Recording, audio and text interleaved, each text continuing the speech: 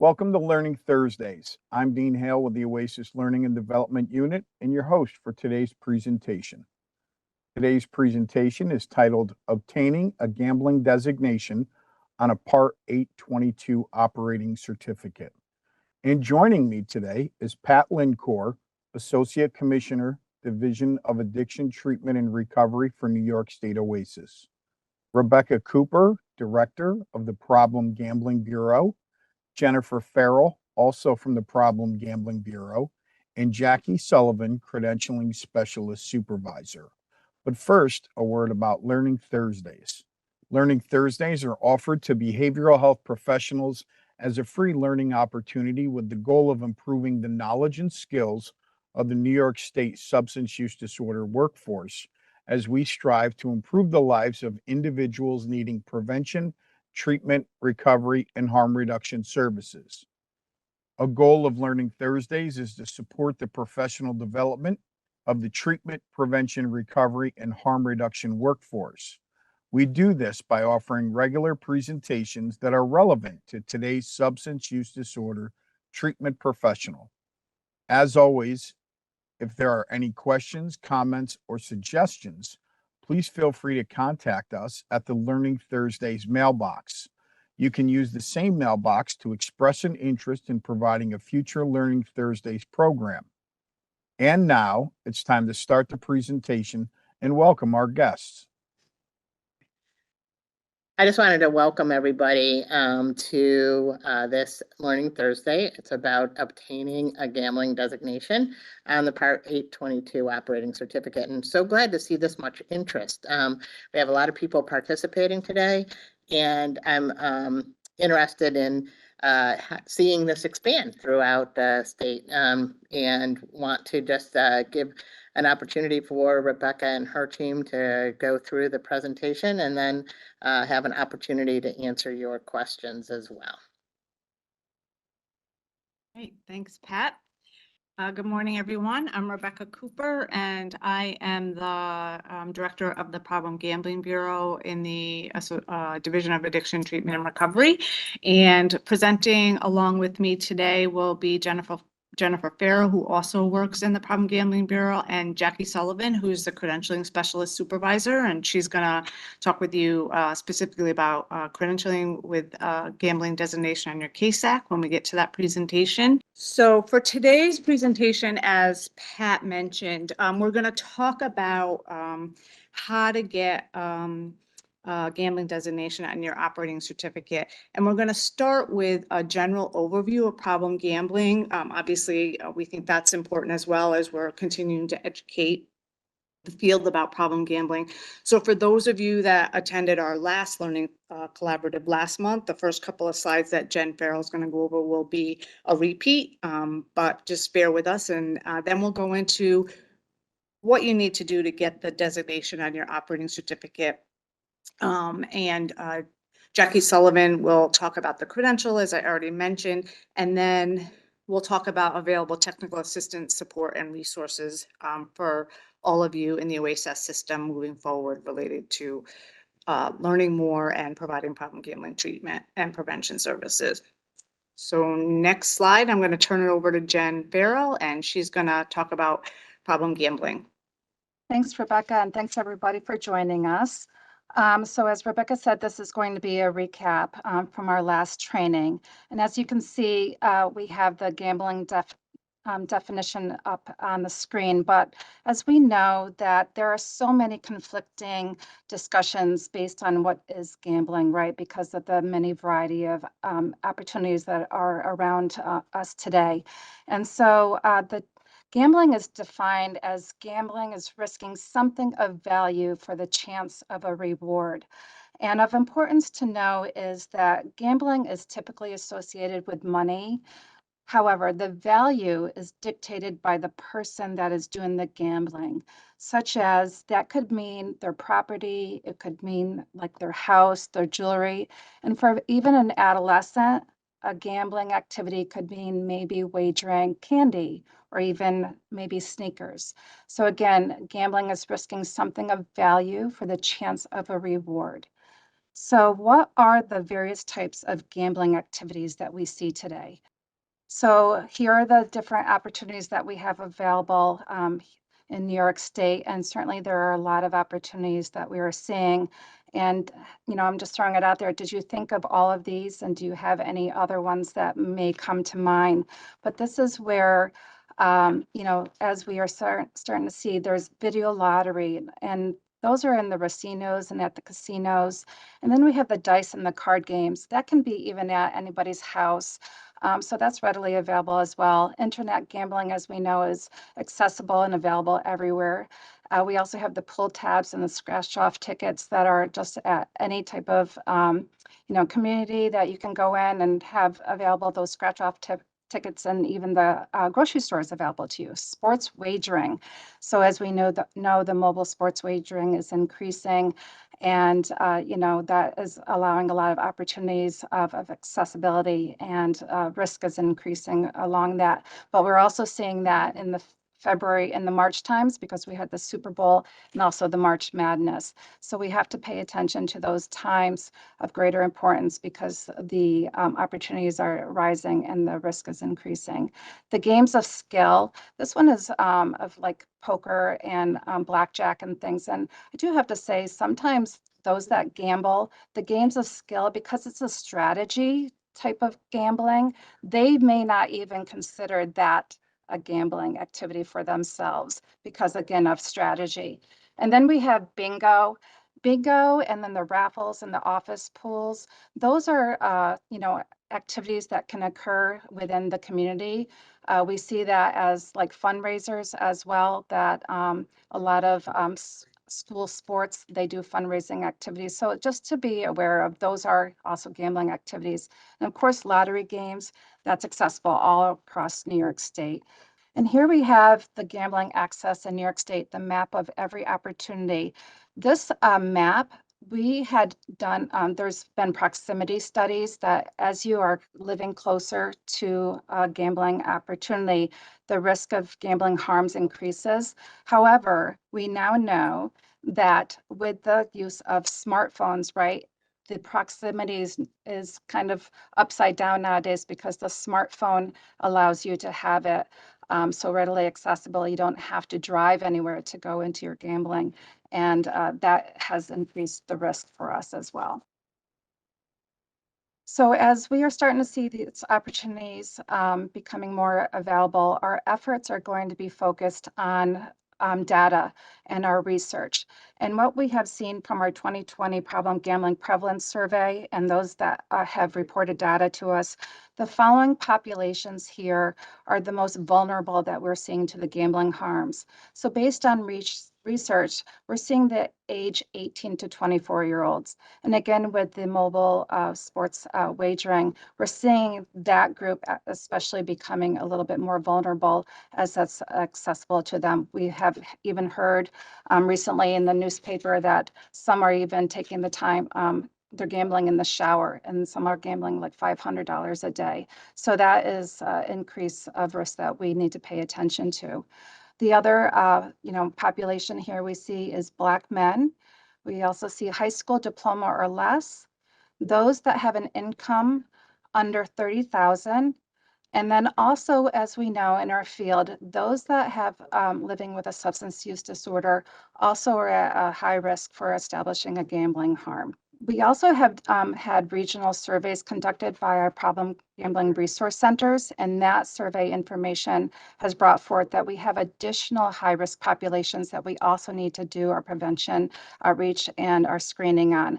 And those are the veterans, the Asian American Pacific Islander population, the Black, Indigenous, people of color population, and also older adults. So we need to start increasing those efforts. And of course, during March 12th screening day, please start focusing on these populations as well, as these are what we are seeing in the research. So the tool out there, the Diagnostic and Statistical Manual Classification, a lot of people are familiar with the DSM-5 TR. The prior classification was the DSM-4. And as you can see, of importance to know is that the DSM-4 had classified pathological gambling and that was classified as an impulse control disorder. So that was how it was indicated. The current classification now is the DSM-5-TR, and that now is indicating gambling as a gambling disorder, and now has been thankfully reclassified under substance related and addictive disorders. And why this is really important to our field is that it now is the instrumental piece that is allowing for the recognition as the addictive disorder to have a Medicaid billing in New York State. And that has been a long time coming, and we're very thankful that that has changed for that. Here is another change that DSM-5 has put forward. And now that we used to have that the clinically significant impairment or distress was indicated by 5. The change now is the distress is indicated by 4 or more of the following, and they've also added over a 12-month period of time. So you'll see here the list of the different diagnostic preoccupations with thoughts of gambling. I don't need to read them all, but the lies about extent of gambling, they're chasing the losses, they're jeopardizing the relationships from their work, their school, and they're relying on others for bailouts. But again, if you have 4 or more of these, then you are going to indicate a significant impairment. So there are, as you know, we had said that there is, relation to our substance use disorder. And even though there are some that are, the same within the addiction, there is also very differences with the gambling behavior. And as we know, we've heard that problem gambling is actually always referred to as the hidden addiction.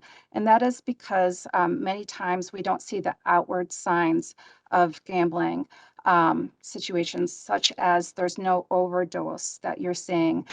They're utilizing money, which is acceptable, and the action continues. Some cultures, this is completely acceptable in their culture. It also may replace or reduce other substances. We have heard some people that are, in recovery from substance abuse, they actually then picked up the gambling behavior later on, or that they even realized that while they were having the substance use addiction, that they were gambling at the same time, but no one picked up on it, again, because it's hidden. The other piece is that is, important to know is has a high rate of suicide attempts. So we really need to get a handle on this and be very, very aware of those hidden addictions, okay? So the problem gambling screening requirements, we have now that the OASAS Part 822.7 requires everyone to screen for problem gambling. And as Rebecca indicated, March 12th is screening day. And of course, every day is important to screen, but March 12th will bring in greater awareness to it. And then this is significant as well, because in the SUD, again, if they are coming in and they're coming in for a primary SUD, you would need to start asking the questions of if they have any criteria for a gambling harm as well, because many times those that are entering treatment are not focused on their gambling, right? So it is important to screen again after 30 to 60 days so that you can maybe pick up on that gambling harm. Here we have the approved OASAS assessment and screening tools. And what's important here is we have the list, and the assessment tools are those that are for like a quick evaluation. And then the screening tools listed below here are those that are for a much more in-depth evaluation that you can go into. And you can certainly find all of those assessment and screening tools on our website as well. Certainly, if someone is struggling with a gambling harm or that they have tested positive for a gambling harm, these are the resources that you can turn to for a referral. We have the New York State OASAS Hope Line. That's a hope line that you see everywhere, and it's all on our casino areas as well. So it's in the terminals, which we greatly appreciate the Gaming Commission relationship with that. But they are available 24/7, and it's confidential support and referrals. We also, as you see, we have the provider directory, and that's online provider and a program search that you can go into. And as Rebecca also indicated, we have our partners out there in the problem gambling resource centers. There's 7 of them across the region, and they can certainly be of value to any of you to do a referral, to help with support, to do community outreach, and do any prevention activities. So we appreciate the relationship that we have with our partners that are helping our New Yorkers get the help that they need. So now I'll turn it over to Rebecca, who will start discussing the whole gambling designation portion of this. All right, thanks, Jen. All right, so I'm going to go through what actually is required if you in your program want to provide problem gambling treatment services as a primary or a secondary diagnosis. And as Jen mentioned, if you're in a Part 822 outpatient clinic, it is required that you screen for everyone that comes in for gambling. And there will be links at the end of the presentation on getting more information on that. We also, the last learning collaborative we did, if those of you that are on didn't attend that, we actually walk you through very specifically on how to actually implement the screen and about the referral process as well. So there's several steps to be able to get a gambling designation on your operating certificate. We've made some revisions to this to make it a little bit easier. And the other thing, that we wanted to put out there is that if you decide that you're interested in doing this, and we hope a lot of you will be after this presentation, is that there's a lot of resources and support available to you. So you can get resources and support through the problem gambling resource centers. And as you're working through the designation application, the Problem Gambling Bureau here at OASAS will work with you and your regional office staff to put the packet together so that once it goes to certification, it should just be a smooth process in moving through the steps to actually get the designation. So we'll work with you to make sure that all of the information that you have is on the application, and we'll help you with the technical assistance portion of that for any training or staffing that you may need to do. So it does involve an application. It's a 3-page application. It's a relatively simple application compared to a lot of the processes that we have. And as I said, we will provide technical assistance to you to support you as much as we can in that process. In addition to your base reg, and I'm just going to use 822 as an example, but if you're in an 819, 820, the same thing applies. So you will continue to work on your base regulation if it's an 822. In addition to that, we do have a regulation, it's Part 857, which is problem gambling treatment and recovery regs. So in addition to your base reg, you also have to adhere to those regulations. And we'll go through what the highlights are in that regulation. I think the reg is only 5 or 6 pages, so it really just speaks to the specifics, really the differences about providing treatment services to those that are affected by problem gambling. We also, the APG manual, has updated guidance and information on there on the categories and billing specifically for Medicaid and the coding and things like that. So from a billing perspective, all of that is outlined in the APG manual.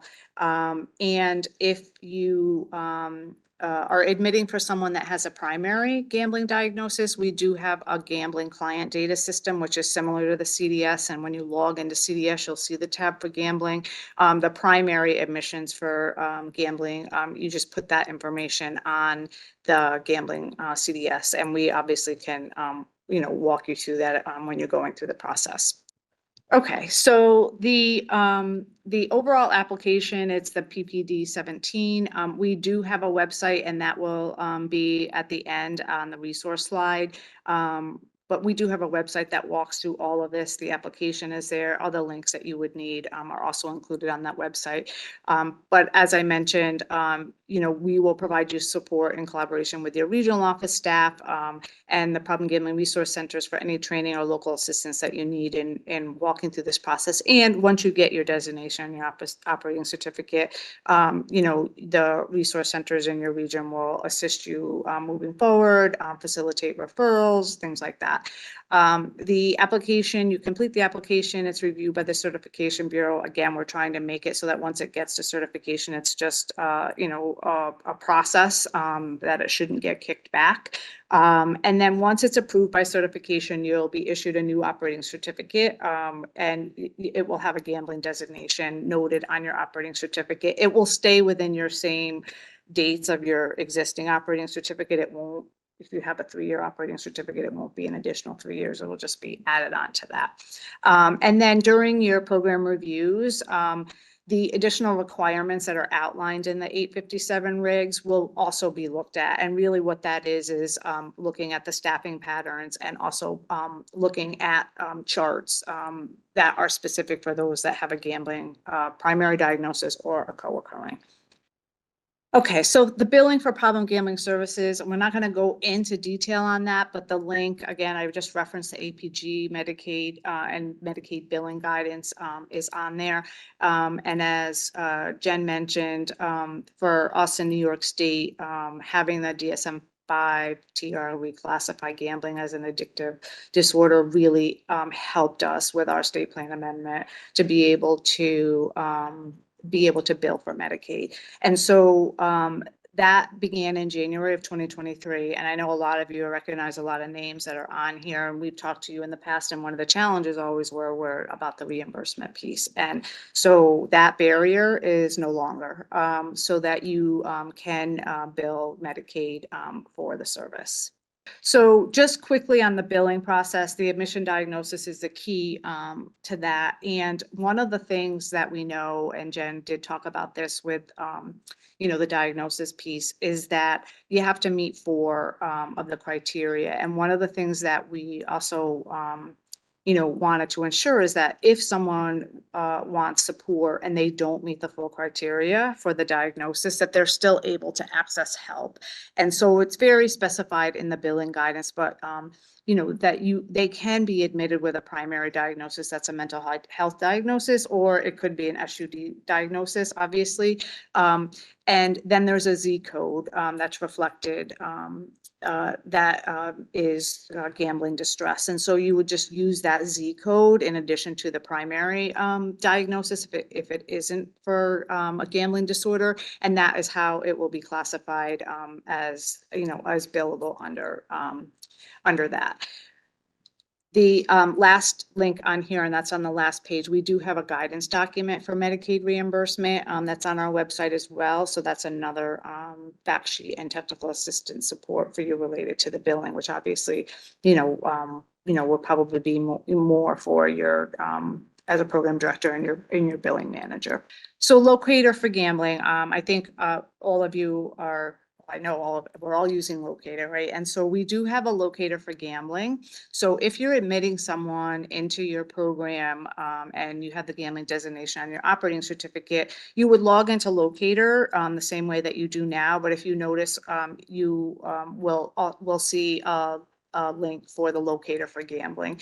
It's set up very similarly to the Locator for substance use disorder. It's a web-based tool to determine the level of care.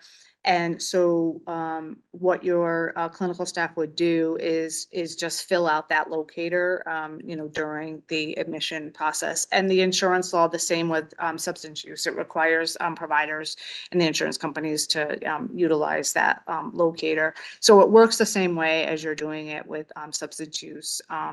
Those affected by substance use. It's just the criteria for gambling. You'll see a lot of similarities. But it speaks primarily to gambling. The website here, and many of you may already know that we have a Locator website that explains the Locator, and there's also there's a specific training on doing the Locator for gambling that staff can watch, and then there's also a guidance document that you can print out and utilize as well, and that will actually show you each of the levels that you'll find in the Locator. So this is just going to highlight and talk a little bit about the overarching of the regulations. Again, this is on the problem gambling clinical web pages as well. So these are the things that are pulled out that are requirements in order to provide the service. The first piece is staff training. And so staff will need to be trained on a yearly basis, the entire staff, about problem gambling. So that would just be added into your regular training calendar. And then, you know, within the application that you submit to certification, there has to be a written plan for these, the bullets below. And so I already spoke to the admission criteria. And so there has to be a written plan in your admission criteria that, you know, they can be admitted without a primary diagnosis of gambling disorder. And obviously those affected by someone that has a gambling challenge can also receive services whether or not anyone else is involved in that process. Confidentiality. So 42 CFR does not apply to gambling services, right? Because that's a federal piece specific to substance use. So the confidentiality piece is, you know, is utilized and the signing of it is through HIPAA, but not 42 CFR because it is not applicable to gambling. The requirements, there's specific requirements for staffing, supervision, and training, and we'll go through those in more detail in a second. Also, you will have to have a gambling-free environment policy. So there, OASAS does have that policy, and there's a link to that on the website and at the end of this presentation. So, you know, you would have to establish that in your clinic and train the staff on that as well. And then the specific programming that will need to be updated and the services that you offer, this is what's specific for problem gambling that you may not already have. And really it is the financial piece. So because we know that the devastation financially for those that are affected by problem gambling, that there's usually a huge financial component about that. So there needs to be either the availability of that to be incorporated within the clinical work within your program to address the financial issues, or there has to be a collaborative support in the community that also that can address that. There's a lot of resources and trainings and information out there about finances. It's definitely a difference in the clinical perspective of working with someone that has is affected by problem gambling and the comfort level of talking about finances and things like that in the clinical process. But there does need to be programming specific for that. Obviously, individual, group, family, and counseling, which, you know, we have those provisions within, you know, for the SUD, but that also has to be, you know, within that programming as well. Okay, so this is usually where the biggest questions come into the play and some confusion. So we've tried to simplify it a little bit. And again, if you have questions, you know, moving forward, we certainly, there's lots of support out there to help clarify it even more. So relating to the staffing requirements.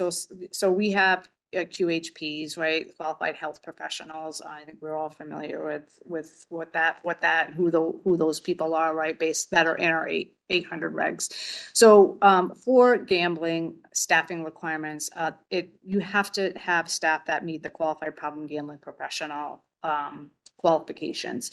So the definition of that is a qualified health professional, right, that we already have outlined in the Part 800s, and they have to either have a minimum of 1 year of experience in the treatment or clinical research of problem gambling. And we know that not a lot of people, more so now today than in the past, have that coming in, or they have to have completed a formal training program in the treatment of problem gambling.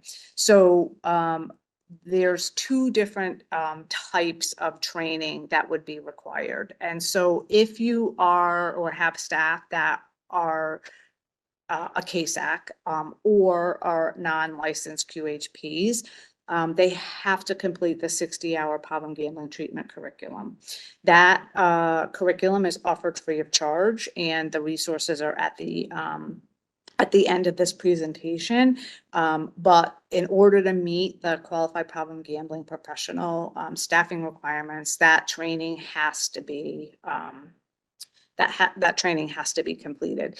If you are a licensed QHP, as outlined in the Part 800s, there's 17 hours of training required, and those the training is listed here. Again, this training is all free. It's all online. It's through the New York Council on Problem Gambling's Training Center. And so those trainings will have to be completed when you submit your designation application to certification. So those and what you would do in that application, you'll see there's a section on the application that lists who your staffing are going to be, the clinical staff and the supervisor, and you know say who that's going to be, and then you would attach the training certificates to that for the QHPs, and if it's a KSAC, you could submit their KSAC and with the gambling designation on that. And Jackie's going to talk about the specifics for the gambling designation on your KSAC as well. So those are the two breakdowns for who qualifies. And we've tried to, well, we haven't tried all of the training that is needed to be able to meet these qualifications is free. And so through the process, if you decide or are thinking about doing that, we will work with you and assist you in getting connected to that. And Jackie, there's a question here that you can answer when we get to you about how long ago you'll accept the 60-hour training. Okay, so this also speaks to the supervisory requirements. So the same qualifications apply. So the supervisor also has to be a qualified problem gambling professional that we just talked about prior to, and has to be in a current supervisory role as defined by OASAS, right? So either a KSAC Advanced or Masters, or the New York State licensed QHP. So if you are a KSAC Master or Advanced, and are not licensed, then you would have to have the 60 hours, and you can submit that to get the gambling designation on your KSAC as well. And if that position is vacated, I know that, we all, have staff turnover and difficulty filling positions and things like that. There is a free clinical supervision that is offered through the New York Council on Problem Gambling there, and it's offered at different times during the week, during the day, and in the evenings. So if the clinical supervisory position for some reason gets vacated within those qualifications, then the clinical staff providing the services has to participate in the supervision as that transition takes place.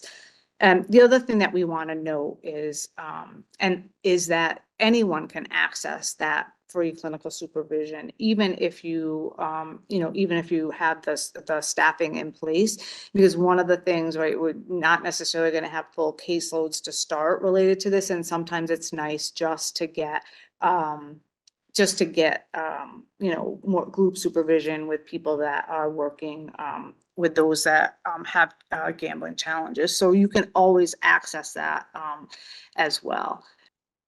Okay, wow, that was fast. Okay, so now we are into the part of the presentation. I'm going to turn it over to Jackie Sullivan. Good morning. Like Rebecca said, I'm going to talk about adding the gambling specialty designation to a KSAC credential. And the purpose of adding a gambling specialty designation, or GSD for short, is to allow the KSAC to provide gambling services in a treatment program. So to obtain the KSAC G, which is the GSD, first you have to complete the 60-hour problem gambling training, which, as Rebecca also mentioned, is offered for free. There was previously a work experience requirement of 100 hours of practical supervised training, but very recently, as of last month, February 2024, that was removed. That was a barrier for a lot of people to obtain the GSD. So we wanted to make sure that it's easier to obtain it. So now the only requirement is the 60-hour training. Another important recent change is that the problem gambling was added to the counselor scope of practice. It's important to note that the scope of practice states that the KSAC-G can only provide gambling treatment in an OASAS certified setting that has received a gambling designation on their operating certificate. Gambling treatment cannot be provided in any other work setting. So I have some frequently asked questions here about obtaining the GSD. So the first one is, how do I apply for it? So in order to apply for the GSD, you must complete an application. That can be found on our website. The link is here, but it's simply oasis.ny.gov/credentialing, and then you can just scroll down to the gambling specialty designation portion of it. You would complete that application, it's short, and you would submit it along with a $25 processing fee and the training certificate of completion. And where can I find the required training? Rebecca did mention this, and I did see a link in the chat, which was great. So the 60-hour problem gambling treatment curriculum for CASACs, and there is a 30-hour problem gambling standardized treatment curriculum for CPP, CPS credentials. I didn't talk too much about CPP or CPS credentials because we're talking about treatment settings, but you can also add a GSD to a CPP or CPS credential, and the requirement for that is only a 30-hour training. And those trainings are all free, and they can be found at the link there. And and we did have a question about the date of a training being completed, the 60-hour training completion. There is no certain date that it has to be completed before or on.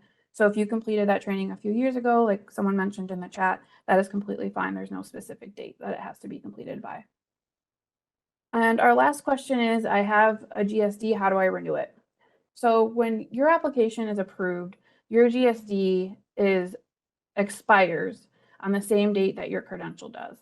So when you go to renew your credential, which is every 3 years, you would be also required at that time to renew your GSD. And in order to do that, you must complete an additional 10 hours of gambling related training. This would be in addition to the 60 hours that you already have to complete to renew your CASAC. So that would be a total of 70 hours. And that 10 hours of training is not a specific 10-hour training. It can be any trainings that relate to gambling and are OASAS approved. You can find those Learning Thursdays. We have quite a few gambling trainings. This is one of them. If you already have a GSD, you can count this towards it. And then on the New York Council of Problem Gambling, they have quite a few resources as well. I want to thank our guests for joining me today. I hope you all find it useful while assisting clients in need of services. Your feedback is important to us. It helps us to know if we are meeting your educational goals and expectations. Once you have viewed the presentation in its entirety and completed the quiz, if prompted, please follow directions to access the SurveyMonkey website and take a moment to complete the evaluation, including suggesting any future topics for Learning Thursdays. Once again, thank you for joining us and keep up the good work.